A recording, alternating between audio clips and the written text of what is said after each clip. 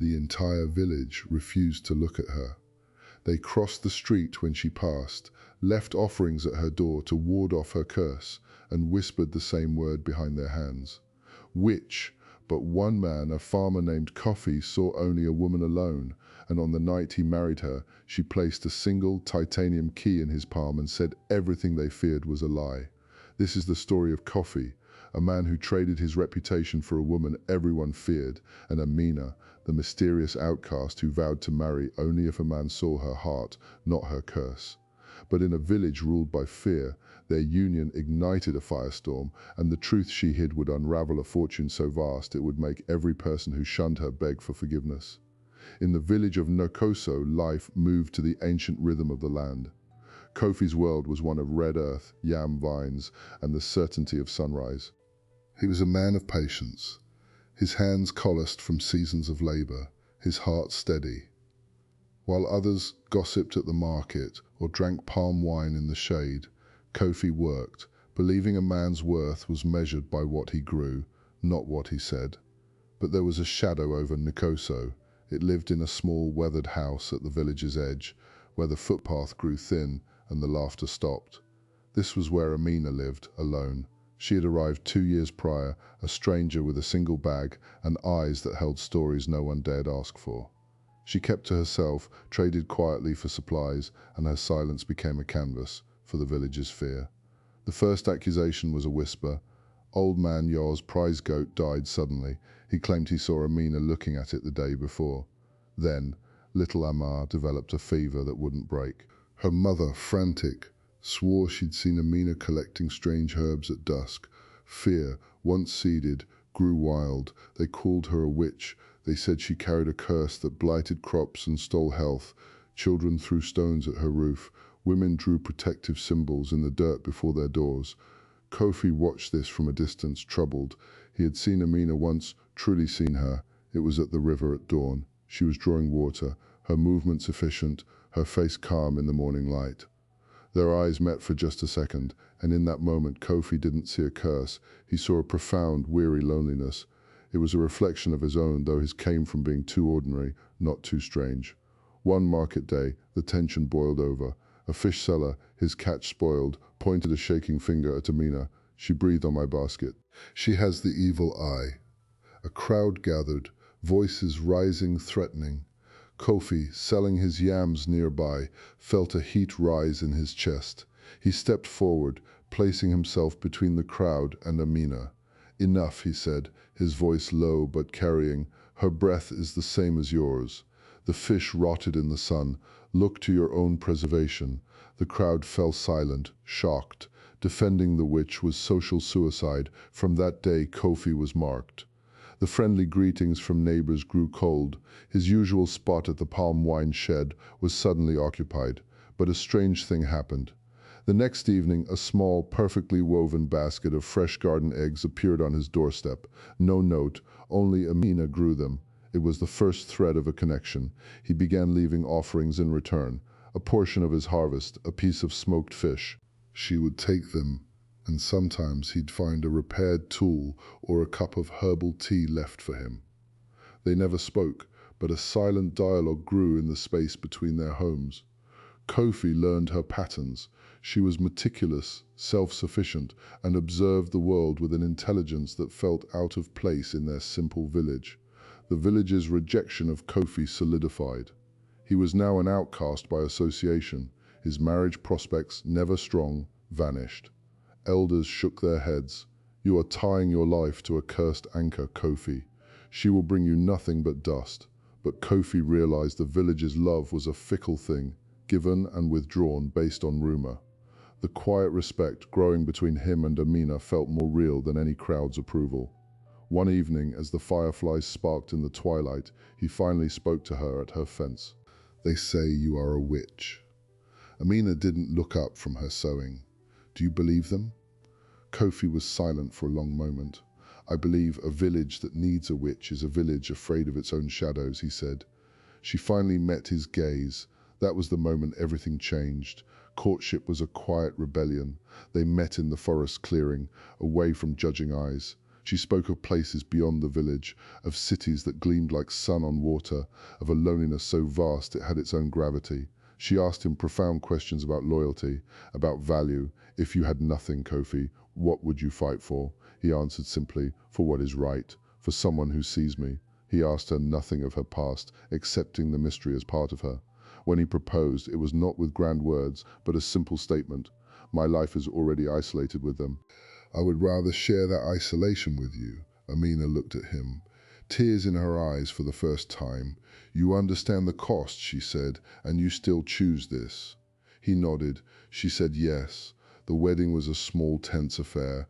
No village elder would officiate, so they found a traveling preacher. Few attended. Those who did stood at the back, muttering protective prayers, as they exchanged vows under a hostile sky. Amina leaned close and whispered words only Kofi could hear, her voice trembling with a secret weight.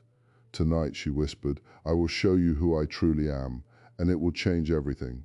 The ceremony ended. The few guests scattered quickly, leaving them alone in Kofi's modest hut. The door closed, shutting out the world that hated her and had now abandoned him. Inside, the only light came from a single kerosene lamp. Amina stood before him, no longer the village witch, but his wife. She took a deep, shuddering breath, reached into the folds of her simple wedding cloth, and pulled out not a weapon, not a curse, but a sleek, unfamiliar smartphone. She powered it on, the bright screen illuminating her determined face.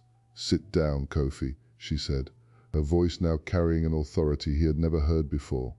What I am about to show you, no one in this village could ever imagine. The screen glowed, a rectangle of impossible modernity in the mud brick hut. Amina's fingers moved with practiced ease, pulling up a gallery of images. The first photo was not of a person, but of a building, a sleek, glass skyscraper, piercing the sky over a city Kofi had only seen in magazines. Lagos, she said quietly. My headquarters. Kofi stared, his mind refusing to connect the woman before him with the image on the screen. She scrolled. A private jet on a tarmac, its tail fin bearing a stylized A within a circle. A sprawling modern mansion overlooking the ocean, all clean lines and infinity pools. Then a formal portrait. A younger Amina, her hair intricately braided, wearing a stunning Ankara gown, standing beside a distinguished older man. My father, she said, her voice thick. Chief Olumide Adekunle, founder of Apex Continental Group. The name meant nothing to Kofi, but the gravity in her tone told him everything.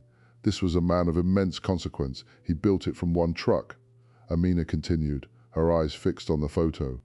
Logistics, shipping, then telecoms, real estate. By the time he passed 2 years ago, his net worth was over $3.2 billion. The number hung in the kerosene-lit air, meaningless in its sheer scale. 3.2 billion, it was an abstract, a concept from another universe. Kofi's entire life's yield, every yam, every seed, wouldn't equal the interest earned on that fortune in a single day. I was his only child, she said, his heir. And from the moment the will was read, my world became a gilded prison. Every smile had a price, every suitor a calculation. Men who had never known want suddenly found poetry in my eyes. They loved my mind, my spirit, they said, but their eyes were always on the balance sheet. I realized I would never know if I was loved for myself or for the empire attached to my name. The plan was born from that despair. She would disappear, not just travel, but vanish. Her father's most trusted lawyer and head of security, a man named Tunde, helped her. They created a new identity, a backstory of hardship. They chose Nukoso precisely because it was off the grid, a place where news of a billionaire heiress would sound like a fairy tale. I needed the hardest test, Amina explained, tears now tracing paths through the village dust on her cheeks. I had to be reviled. I had to have nothing, be seen as a burden, a curse. Only then could I be sure that any love offered was real. For 2 years, she lived the lie. She let the rumors start, stoked them with her silence and her difference. She endured the isolation, the stones, the hatred. It was a penance, a purification by fire. I was ready to live and die as Amina the witch, if that was my truth, she whispered, until you saw me, not the curse, not the mystery, me. Kofi was silent, his world fracturing. The kind, lonely woman he had defended, courted, married. She was a fiction, a character played by a princess. A wave of betrayal crashed over him. So it was all a test, he asked, his voice hollow. Our talks in the clearing, your tears, was I just an experiment? Amina knelt before him, grabbing his hands. Her touch was electric, real. No. Listen to me. The disguise was the test. The woman you spoke to, the one who asked you about loyalty, who valued your quiet strength, who brought you garden eggs, that was the real me, the core of me, stripped of every dollar, every title, every advantage. You fell in love with a ghost, Kofi, but I fell in love with a man. She opened another app, a banking interface. The screen filled with a balance. Kofi squinted at the string of digits. He counted the commas. His breath left his body. It was an amount that could buy the entire region, every village, every farm, 10 times over. This is one of my liquid trusts, she said. The rest is in holdings, companies, properties across 3 continents. The reality began to shift, painfully. The basket of garden eggs was a gesture from a billionaire. Their silent trade of goods was a game for a woman who could have purchased the entire market with a phone call. His brave defiance of the village, his proud proposal, did it look like calculated poverty tourism to her? Why tell me now, he managed to ask. Because you are my husband, she said, standing, and I will not build a marriage on a lie. The test is over, you passed. You chose the outcast when you had nothing to gain and everything to lose. Now I choose you, with everything I am and everything I have. She pulled a small, heavy satchel from her hidden luggage. She upturned it on their sleeping mat. Out spilled bundles of high-denomination American dollars, Ghanaian cedis, passports, deed papers, and that single titanium key. This key, she said, holding it up, opens a penthouse in Accra, our home if you want it. The life we can have, it's beyond anything you've dreamed. Kofi looked from the key to the money to his wife's face, alight with hope and fear. His farmer's mind raced through the implications. The village, his land, his identity. If he took this key, he ceased to be Kofi the farmer. He would become what? The husband of the richest woman he'd ever known. A man who ran from the very struggle that defined him. But a darker thought emerged. The village, he said slowly. When they find out, Amina's expression hardened. Let them find out. Let them see the witch they stoned was a queen. Let them choke on their fear and their greed. That was the first crack in her revelation, a flash of vengeance, a bitterness born from 2 years of persecution. It was human, understandable, but it frightened Kofi. It spoke of a world of retribution he wanted no part of. Revenge will not make us happy, Amina, he said softly. Before she could answer, a sound cut through the night, the distant frantic bark of a dog, then another, then the unmistakable crackle of a torch being lit, followed by murmuring voices, growing closer. They were coming from the direction of the village. A cold dread seized Kofi. A wedding night tradition in Nkoso was for young men to playfully harass the new couple. But this didn't sound playful. It sounded like a mob. Amina's eyes went wide with a fear Kofi recognized, the primal fear of the hunted. In that instant, the billionaire heiress vanished, and the village witch was back. She scrambled to hide the money, the phone, the key. They must not see this. She hissed. A heavy fist pounded on the hut's wooden door. Kofi, open up. Bring out the witch. It was the voice of Kwame, the fish seller. Others joined in, a chorus of anger and drunk courage. We have come to cleanse this place, to break the curse. Kofi moved to the door, barring it with his body. He looked back at Amina, now crouched in the shadows, the evidence of her true life stuffed under their bedding. 2 worlds had just collided inside his heart, and now a third was beating down his door. He had a billionaire heiress hiding in a corner, a mob outside, and a decision to make that would define the rest of his life. He could tell the truth and watch the villagers' fury turn to bewildered avarice. He could try to fight them off, or he could play the part they expected, the poor farmer duped by a witch, and hope they'd leave. The pounding grew louder. We know she's in there. Send her out to face judgment. The door shuddered on its hinges. Kofi made his choice. He turned to Amina, his voice a low, urgent command. Get into the back room, hide everything, do not make a sound. As she fled, he drew a deep breath, preparing to face the storm alone. But he knew this was only the beginning. The secret was out between them, and now it was a ticking bomb waiting to explode upon the entire village. Kofi unlatched the door, letting it swing open just enough to fill the doorway. The sight in the flickering torchlight was worse than he feared. It wasn't just a few drunk youths. It was a crowd of 20, maybe 30 men. Kwame the fish seller stood at the front, holding a bottle, but behind him were elders, including Old Man Yor, his face a mask of grim righteousness. This wasn't a prank, it was a purge. "What is the meaning of this?" Kofi demanded, forcing his voice to stay level. Kwame spat into the dust. "You brought the curse into a marriage bed, Kofi.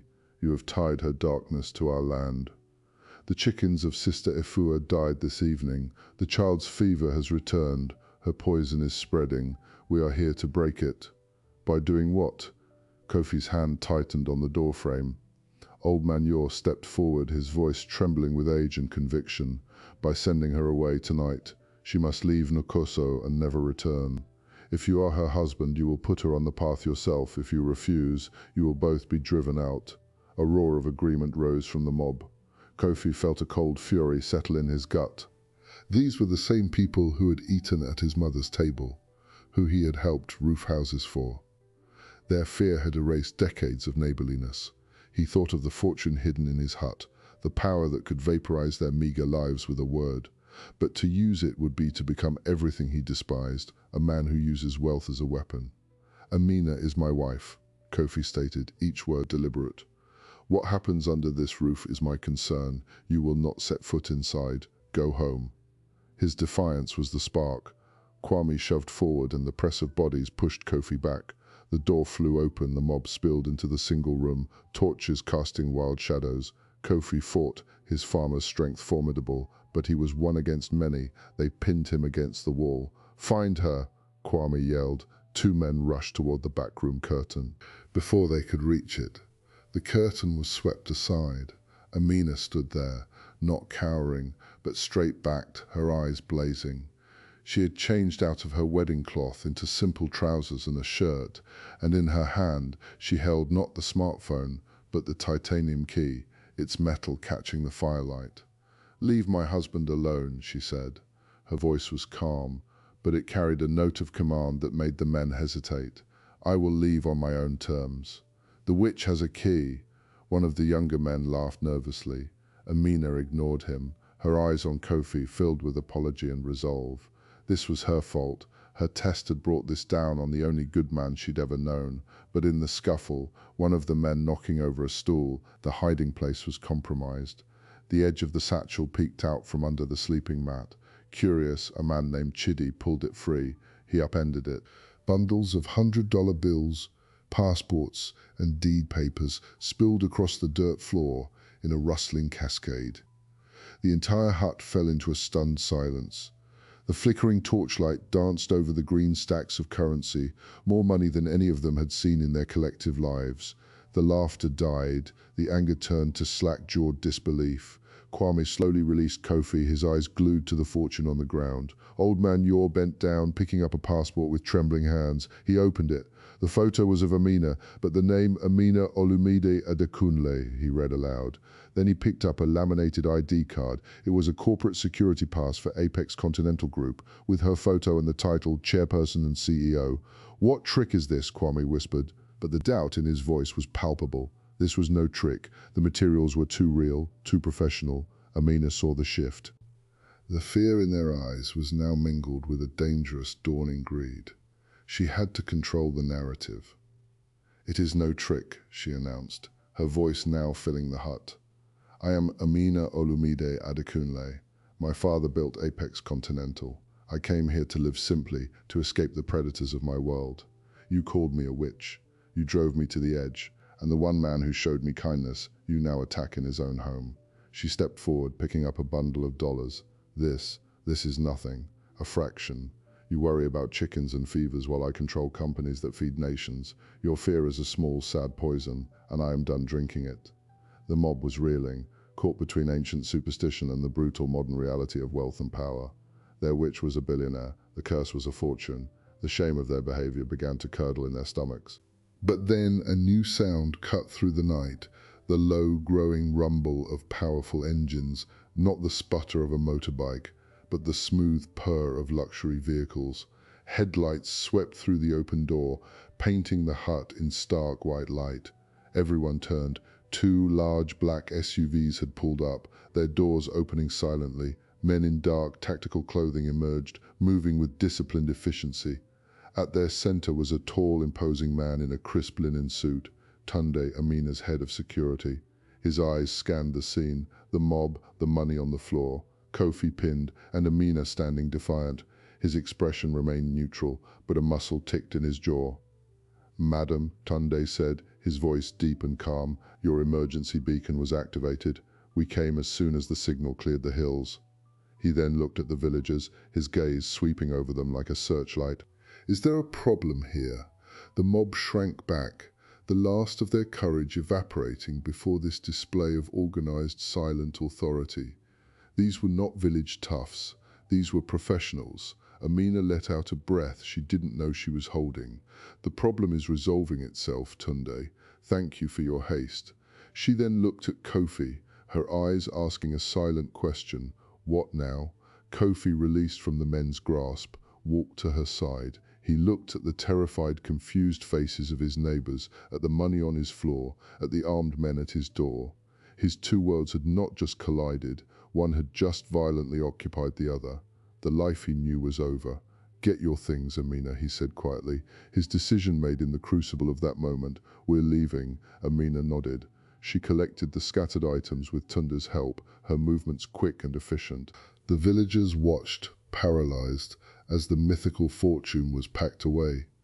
As she passed Old Man Yor, she paused, looking at the passport he still clutched. "Keep it," she said softly, "a reminder that sometimes the devil you fear is just a woman you didn't understand." She took Kofi's hand together. They walked out of the mud brick hut, past the gawking villagers, and toward the waiting SUVs. Kofi did not look back at his farm, his land, the only home he'd ever known. The price of his choice was already being tallied in his heart. As the SUV doors closed, sealing them in quiet, leather-clad luxury, the village of Nkoso disappeared into the darkness behind them. Kofi stared out the window, his mind racing. He was married to a stranger who was a queen. He was leaving everything he was, but as he felt Amina's hand tighten around his, he knew there was no going back. Tunde, in the front passenger seat, turned to face them. "Madam, we must move quickly to the airstrip in Kumasi. The jet is waiting."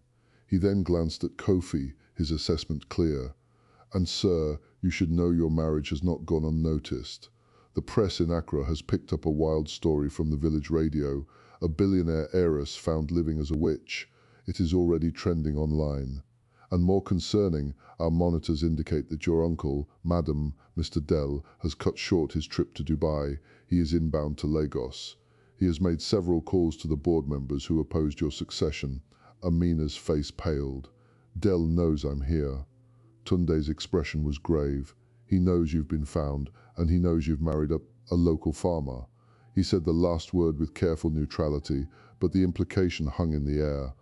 "He is calling for an emergency board meeting, citing concerns about your stability and the security of the company assets. He is mobilizing." The relief of escape vanished, replaced by a colder, more sophisticated danger.